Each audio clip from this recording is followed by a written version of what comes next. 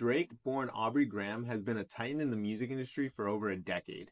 From his breakout mixtape So Far Gone in 2009 to his chart-topping albums like Take Care, Views, and Scorpion, he's redefined what it means to be a rapper, a pop star, and a cultural icon all at once. With his smooth flows, introspective lyrics, and knack for crafting inescapable hooks, Drake has dominated the charts. He's influenced a generation of artists and built an empire that stretches beyond music into sports, fashion, and entertainment. He's the self-proclaimed Six God, a title that, for a long time, felt undisputed. But empires don't last forever. Every king eventually faces the question to when to step off the throne, whether by choice or by force. For Drake, that moment may be right now. At 38 years old, his career spanning over 15 years and a recent high-profile loss in a rap beef with Kendrick Lamar, there's a strong chance to be made that it might be time for Drake to retire. This isn't about denying his legacy, it's about recognizing when the story has reached its natural end. If you're new here, my name's Ron. I upload 3 videos on hip-hop every week, and if you don't want to miss a single upload, be sure to subscribe. I'm on the push to 10,000 subs. We're gonna get there in the next few weeks, so if you want to help me on that journey, be sure to subscribe, and with that being said, let's get right into the video. In 2024, Drake found himself in the ring with Kendrick Lamar, one of rap's most formidable lyricists.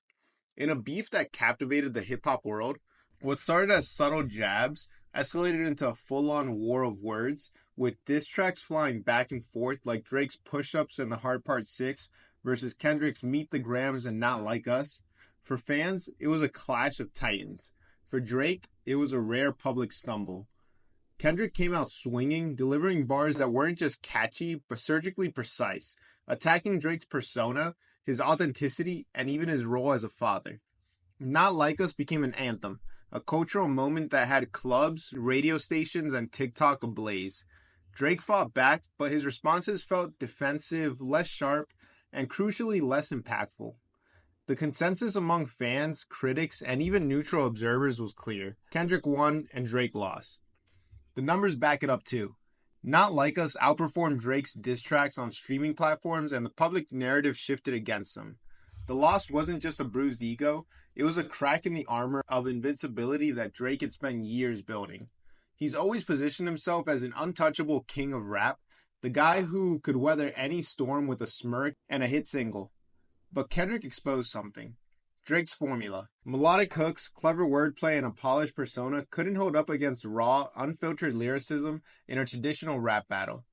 For an artist who spent his career balancing commercial success with hip-hop credibility, this defeat raises a question.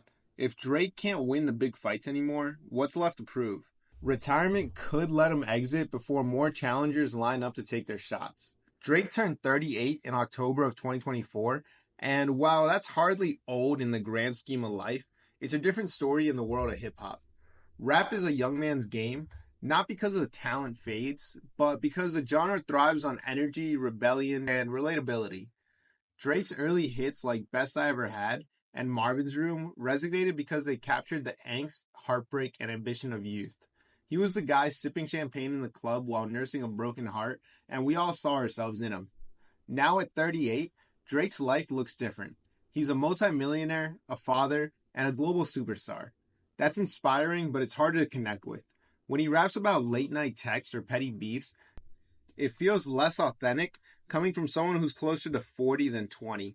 Compare him to Jay-Z, who's transitioned into a mogul role in his late 30s, or Eminem, who's leaned into a darker, more mature themes as he's aged. Drake hasn't found the next chapter yet. He's still trying to play the same character he did at 25. Age also brings physical and creative limits. The grind of touring, recording, and staying relevant is relentless, and Drake has been at it for 15 years straight.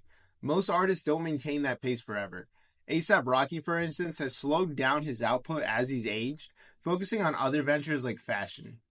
Drake could do the same, shift to the OVO label, acting, or business, but clinging onto the mic risks diminishing returns. Retiring now could let him bow out gracefully while he's still got the stamina to leave on his terms. Drake's discography is massive. 8 studio albums, countless mixtapes, and a vault of Lucy's that can fill another career. But quantity isn't the same as quality. Over the last few years, fans and critics alike have noticed a pattern. His music feels formulaic. Take Certified Lover Boy or Honestly Nevermind, for example. They've got hits, sure, but they lean heavily on the same tricks. Moody beats, sing rap hybrids, and lyrics about exes or haters or money. Even For All the Dogs in 2023 felt like a retread of familiar territory despite its commercial success. This isn't to say that Drake's lost his touch. He can still craft a banger like Rich Baby Daddy or Jimmy Cooks, but there's a difference between competence and inspiration. His early work felt groundbreaking because it blended rap and R&B in a way that nobody else had mastered yet, but now that sounds everywhere, partly because Drake made it the standard. Artists like The Weeknd, Bryson Tiller, and Tory Lanez have built a career off of his blueprint. He's no longer the innovator, he's the establishment. Creative stagnation is a part of any long career, but it's signaled a pivot. Look at Prince or David Bowie. They reinvented themselves constantly. Drake hasn't shown that same willingness to evolve. Retirement could give him space to step back, reflect, and either return with something fresh or let his legacy stand as is, untarnished by more safe, predictable releases. Drake's omnipresence is both his strength and his weakness. Since 2009, he's dropped music at a relentless pace. Albums, mixtapes, features, playlists like More Life. He's on your radio, your Spotify, your TikTok all the time. For years, that's worked. He was the soundtrack to our lives, basically. But there's a tipping point where familiarity breeds indifference. By 2025, Drake's saturation feels overwhelming. Every summer, there's a new Drake single. Every fall, there's a new album tease. It's less of an event now and more of a routine. Fans will still stream him. His numbers are insane, don't get me wrong. But the excitement fades. Compare that to Kendrick, who drops sparingly and turns every release into a cultural earthquake, or Beyonce, who's mastered the art of scarcity. Drake's constant output risks turning him into background noise. Retirement doesn't have to be permanent. A hiatus could reset the clock, letting fans miss him, which always benefits the artist. Look at artists like Cardi, who has the biggest hype right now around him because the fact that he does not drop music and he just stays to himself, even though it's a little corny going as far as Cardi does, letting the fans miss you can definitely show some benefit to your career. Absence makes the heart grow fonder, and Drake could return, if he chooses, with the kind of anticipation that he hadn't had in years. Staying in the game now, though, risks diluting his brand further. Hip-hop's landscape in 2025 looks different than from when Drake rose to power. The SoundCloud rap wave has given way to a new generation like Ice Spice, Yeat, and Pink Panthers. These artists thrive on raw energy, experimental sounds, and internet-driven hype, not the polished, radio-ready hits that Drake is known for.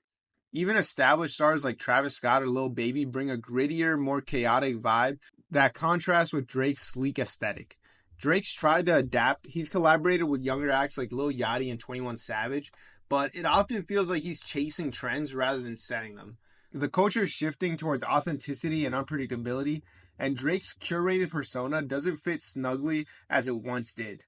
Retiring now would let him exit as a legend and not a relic of trying to keep up with Gen Z. Drake's had an incredible run. Multiple Grammys, billions of streams, a global fan base. He's achieved more than most artists could dream of. But every story needs an ending. And for Drake, that ending might be now. His loss to Kendrick Lamar showed that he's not invincible. His age suggests that it's time for a new chapter. And his creative output hints at a well running dry. His oversaturation risks fan fatigue, and the culture's evolution is leaving him behind. Retirement doesn't mean disappearing. Drake could focus on OVO's sound, mentor new talent, or explore acting again. He could even pull a Jay-Z and retire, then return if the spark reignites. But staying in the game as is, that's a gamble that could tarnish his legacy. Drake once rapped, "No one to leave, no one to go. It's time to take his own advice. The six gods reigned long enough. Let him step down while the crown still shines."